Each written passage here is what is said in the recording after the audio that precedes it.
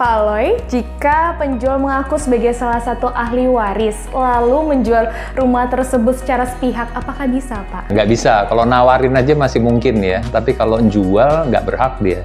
Kalau salah satu ahli waris ya, kecuali dia dapat kuasa dari ahli waris yang lainnya, tolong lu jualin dong. Itu boleh dia mulai nawar-nawarin. Tetapi kalau ditanya langsung jual, ya nggak bisa. Dan juga siapa yang mau beli gitu. Kalau orang hati-hati mestinya dia juga ngelihat antara yang nawarin sama surat kan. Jadi jangan cepat-cepat percaya dengan kalau orang bilang ini aku salah satu ahli waris, buktinya apa. Jadi kembali lagi harus di seluruh proses balik nama waris itu yang harus dilakukan. Nah, balik nama waris mundur ke belakang harus menentukan siapa ahli waris dari almarhum yang misalnya suami atau istri yang meninggal itu. Jadi itu kembali ke hukum waris, jadi notaris yang tahu. Jadi sebaiknya nggak usah banyak mikir, langsung ke notaris nanti tentukan, oh yang berhak ini, boleh di-link sama orang yang berhak. Jangan di-link sama orang yang tidak berhak kan, gitu. Berarti langsung ditanyakan ke notaris ya Pak ya? Sebaiknya gitu, karena notaris yang memang belajar soal itu kan dengan bertahun-tahun gitu. Ya, agar lebih aman ya? Ya, ada satu lagi juga pertimbangan, bukan cuma dari sisi notarisnya aja, tapi maksudnya notaris itu karena ada di kabupaten atau kota, di Indonesia kan ada 500 sampai 600, mungkin sekarang bentar lagi ada 600 kota atau kabupaten. Kantor tanah, di mana seluruh urusan tanah termasuk balik nama waris itu terkait tanah, itu ada kadang-kadang ada kayak 600 variasi. Jadi memang nggak drastis variasinya, tapi yang tahu notaris-notaris tempat. Jadi misalnya meninggalnya di Bali, ya cari notaris yang di Bali. Bali pun ada beberapa kabupaten atau kota. Kalau Tangerang misalnya kita di kota Tangerang Selatan atau kabupaten, kita tahu. Tapi di luar itu kita mesti agak hati-hati. Karena proses balik nama waris banyak juga kadang-kadang tergantung dari policy BPN setempat. Tapi pada umumnya hampir seragam. Iya, kebijakannya hampir berbeda-beda ya Pak? Bisa berbeda-beda tapi hampir mirip. Kalau misalnya salah satu ahli waris tersebut tidak setuju atas penjualan rumah, itu gimana Pak? Bisa tetap dijual nggak sih Pak? Satu warisan, jadi misalnya orang tua meninggal, biasanya yang jadi ahli waris adalah istri dan anak-anak, misalnya gitu ya normalnya. Sehingga si aset ini secara hukum Indonesia itu nggak bisa dibiarkan tidak terbagi. Jadi kalau mengacu ke pertanyaan ini, ada misalnya satu ahli waris bilang, enggak, gue nggak mau jual itu, gue nggak butuh duit. Sementara yang lain bilang, enggak, gue butuh duit. Nah, kalau dia ke pengadilan, itu harus ke pengadilan ya. Si orang yang tidak mau membagi warisan itu pasti kalah. Jadi pengadilan akan memenangkan orang yang mau dibagi. Akibatnya sering terjadi kadang-kadang, itu yang ekstrim ya, yang pernah saya lihat sendiri, asetnya dibagi. Jadi misalnya ada 4 orang, si ruko atau tanah toko itu dibagi 4. Dibagi 4 tuh pengadilan yang nentuin bagian mana. Nah, makanya kita selalu mengedukasi klien, Bapak Ibu ini kalau sudah jadi harta warisan, harta bareng, secepatnya sebaiknya dijual. Baik ke orang lain ataupun dijual ke keluarga.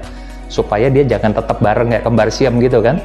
Kan masing-masing orang beda kebutuhannya. Yang satu anaknya udah gede, nggak perlu duit lagi, yang satu lagi anaknya masih kecil, yang satu lagi suaminya meninggal atau ditinggal suami, macam-macam kejadian. Jadi prinsipnya jika salah satu ahli waris tidak setuju, ya nggak bisa dijual, tetapi orang yang butuh duit bisa masuk ke pengadilan. Nah itu udah urusan lawyer ya. Jadi biasanya sebelum sampai ke lawyer, kita notaris sudah ngingetin sehingga dia nggak perlu berantem, karena kan kita notaris netral, kita bukan pengacaranya salah satu pihak. Jadi kita selalu bilang, ini Bu, kalau Ibu ngotot terus kayak gini, masuk pengadilan mahal, pakai lawyer, dan pasti Ibu kalah gitu. Artinya orang yang nggak mau jual itu pasti kalah. Bagaimana kalau salah satu ahli warisnya itu di bawah umur? Apakah rumah tersebut bisa dijual? Bisa. Nah, pertanyaannya bawah umur itu berapa sih menurut hukum Indonesia? Seingat saya itu 18 tahun. Tapi di kalangan notaris dan juga BPN kalau nggak salah, mereka masih pakai yang lebih aman, 21 tahun. Tapi seingat saya di beberapa undang-undang sudah confirm bahwa di atas 18 tahun dianggap dewasa. Nah, kita ngomong seandainya anaknya umur 7 tahun nih, bapaknya meninggal, kan dia ahli waris juga. Dia bisa nggak jual? Bisa. Tapi pada waktu dia mau jual, dia harus diwakili oleh misalnya orang tua yang masih hidup, dan harus dapat izin pengadilan, izin untuk menjual asetnya.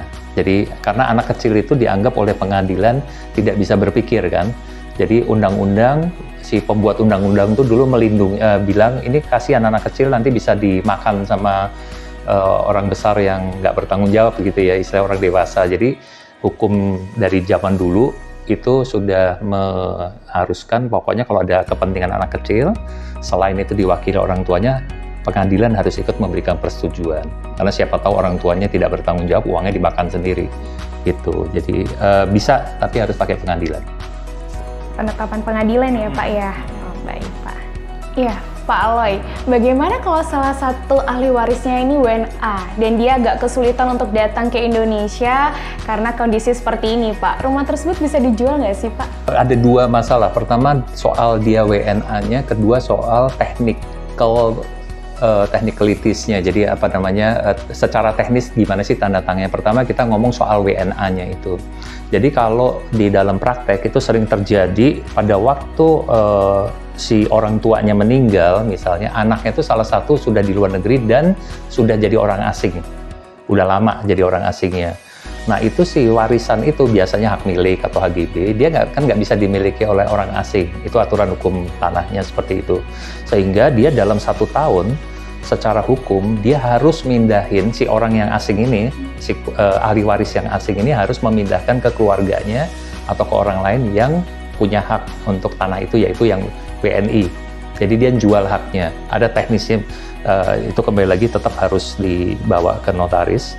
Tetapi kita akan ingetin mereka bahwa ini punyanya si orang luar negeri itu tetap berhak.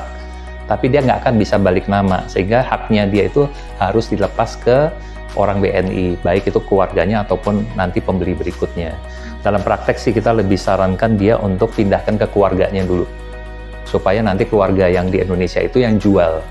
Jadi ada step seperti itu. Terus kemudian soal teknis, kalau dia surat-suratnya gimana gitu ya, ya kembali lagi kalau orang di luar negeri sekarang ada banyak, bukan banyak sih, ada kalau nggak salah pemerintah ada keluarkan satu peraturan untuk memudahkan soal legalisasi tanda tangan. Tapi kalau dia sudah jadi orang asing, berarti dia harus ke notaris misalnya di Amerika untuk kasih persetujuan bahwa dia setuju untuk melepaskan haknya ke salah satu ahli waris yang lain. Terus surat itu harus di-approve sama konsulat Indonesia. Karena konsulat kita di Indonesia di Amerika itu, konsulat Indonesia di Amerika, dia yang tahu ini notaris Amerikanya benar apa enggak. Aturan hukumnya kayak apa. Ada peraturan dan ada peraturan yang terbaru, saya lupa persisnya apa. Tetapi intinya secara internasional ini negara-negara, ada banyak negara, dia menyepakati aturan-aturan main untuk ratifikasi dokumen, legalisasi dan lain-lain. Tapi setahu saya belum terlalu jalan. Jadi pasti akan ada kendala waktu. Jadi ada dua masalah. Pertama soal haknya dia sebagai orang WNA masih ada apa enggak. Kedua untuk soal teknis tanda tangannya. Gitu. Ya, oke.